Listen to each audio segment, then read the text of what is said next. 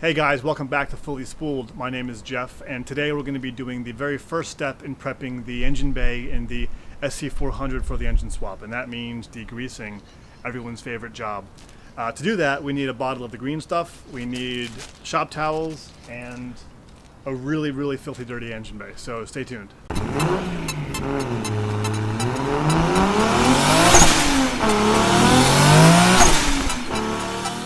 All right, here's the engine bay. As you can see, there's a good bit of dirt and grease here after 23 years of being on the road. Let's see if I can get a close up here. Pretty much what you would expect for being on the road for 23 years.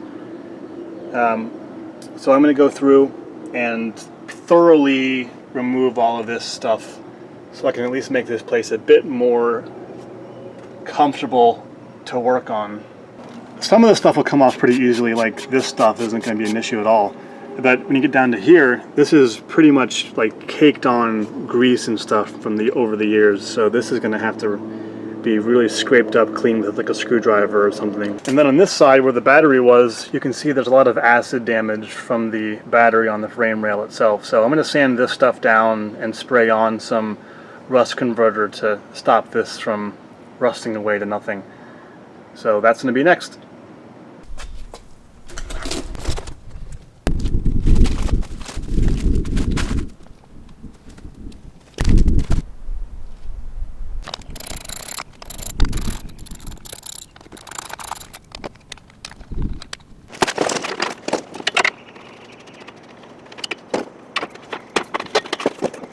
As is usual, my hands are already getting dirty and I haven't even done any cleaning yet, so I have a plan this time to stop this from getting completely out of control.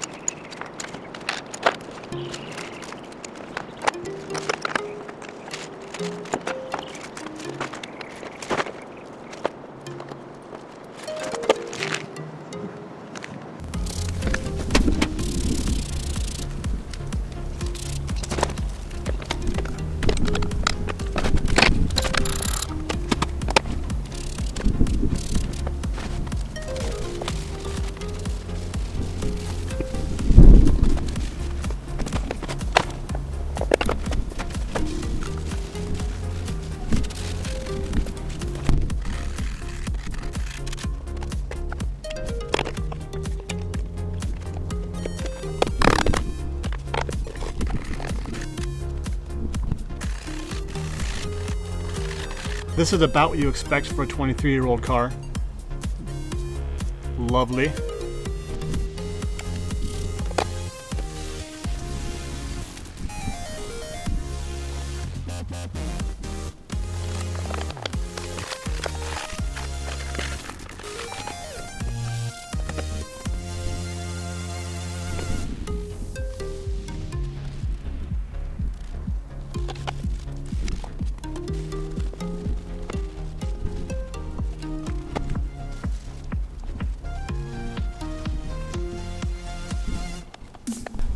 That is tedious work. It is starting to look better, but it is going to take a long time to get this thing to be, able to be eaten off of. Not that I will, obviously. But man, this is not easy work.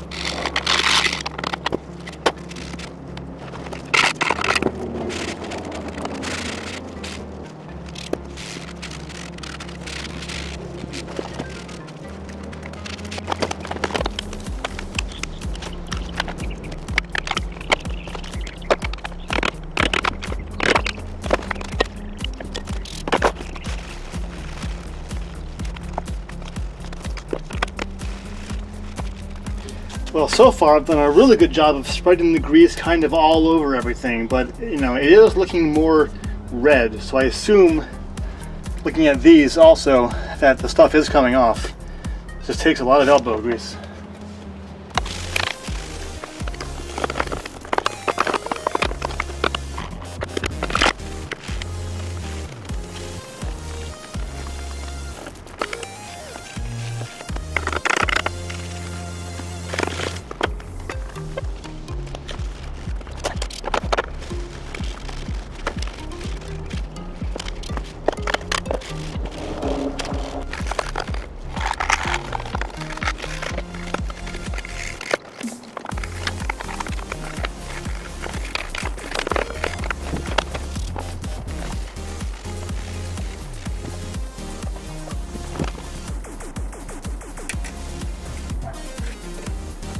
Oh man. Look at that. That's just one little, like, tiny scoop.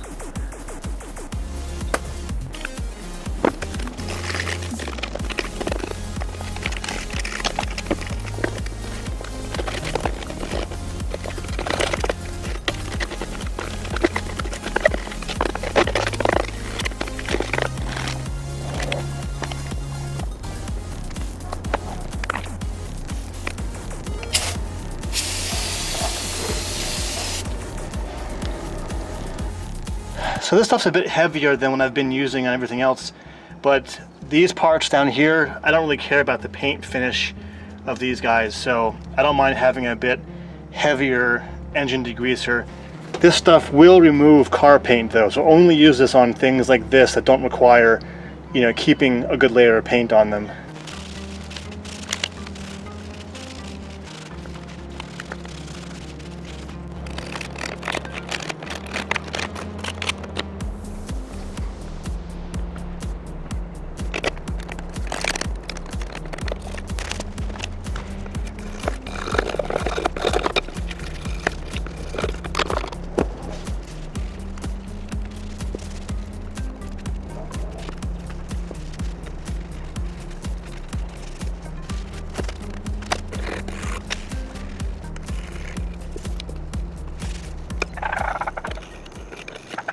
Okay, day 2 of cleaning the engine bay out.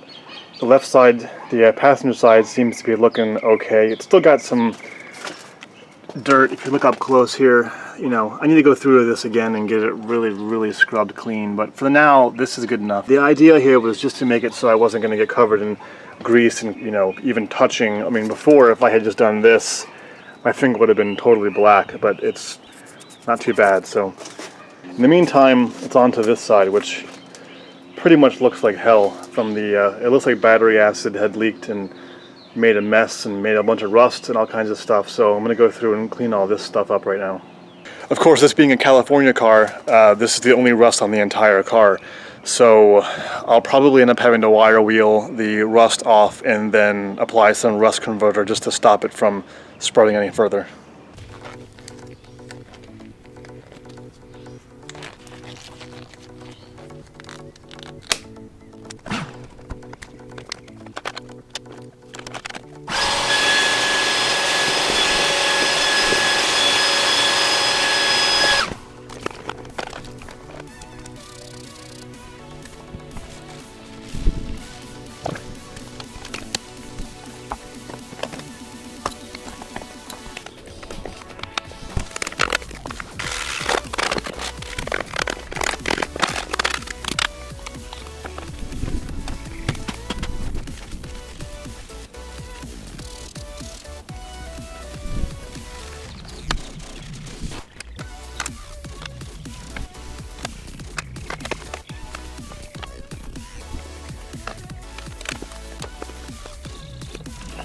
So I'm making some progress. At this point the exhaust is in the way, so I'm going to go ahead and remove that now.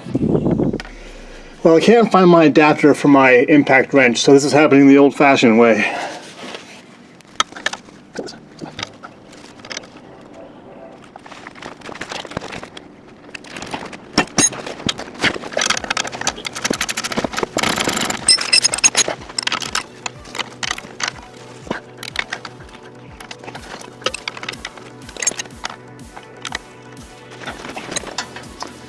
That first one sucked so much that it inspired me to hunt really hard for this adapter, and I found it. So this will be much easier, hopefully.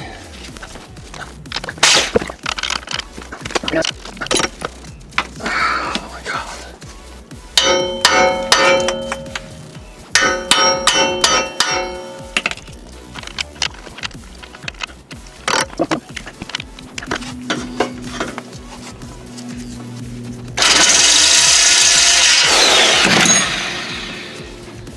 Well, because I was impatient and like an idiot, I rushed things. This happened. So now I gotta figure out how to get this goddamn thing off.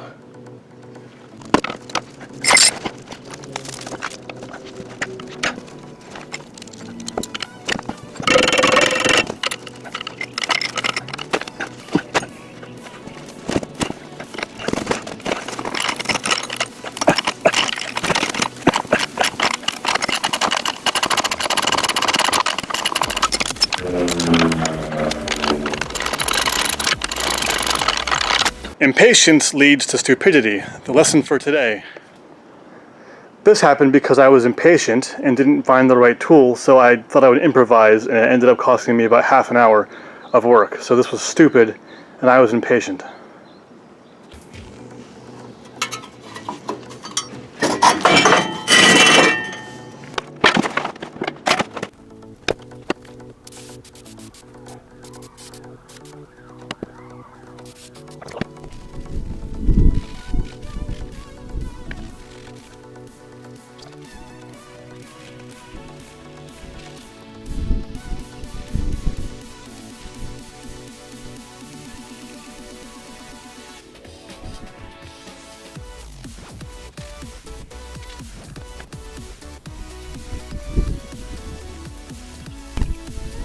So you can see how horribly messy this stuff is. It's just grime built up from engine oil and all kinds of gross stuff. So this is the before, and here's an after of the same kind of piece.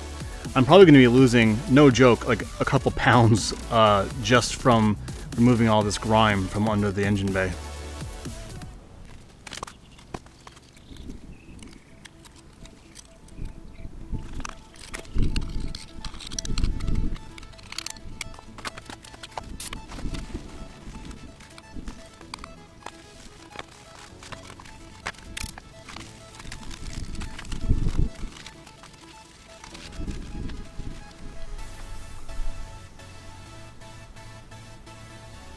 Much better.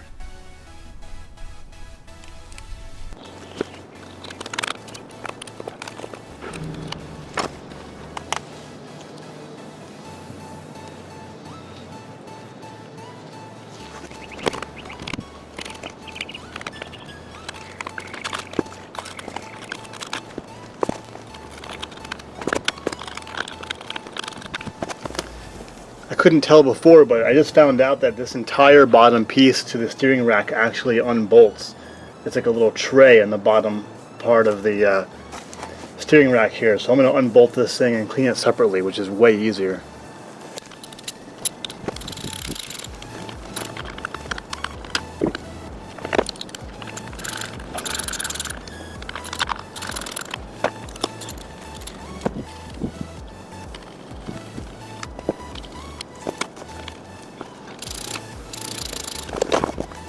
So it looks like this was a shield of sorts for the steering rack to stop it from getting, damaged from road debris or rocks or whatever.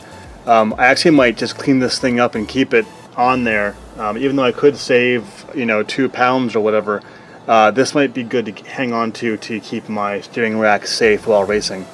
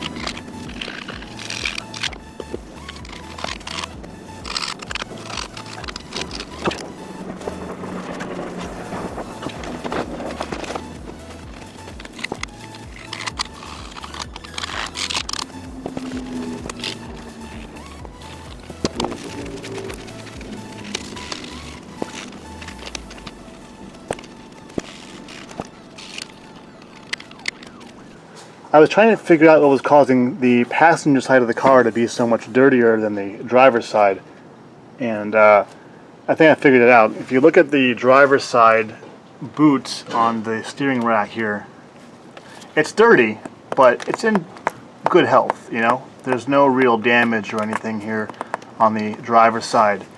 If I switch around to the passenger side, as I do the same thing here, oh, look at that damage.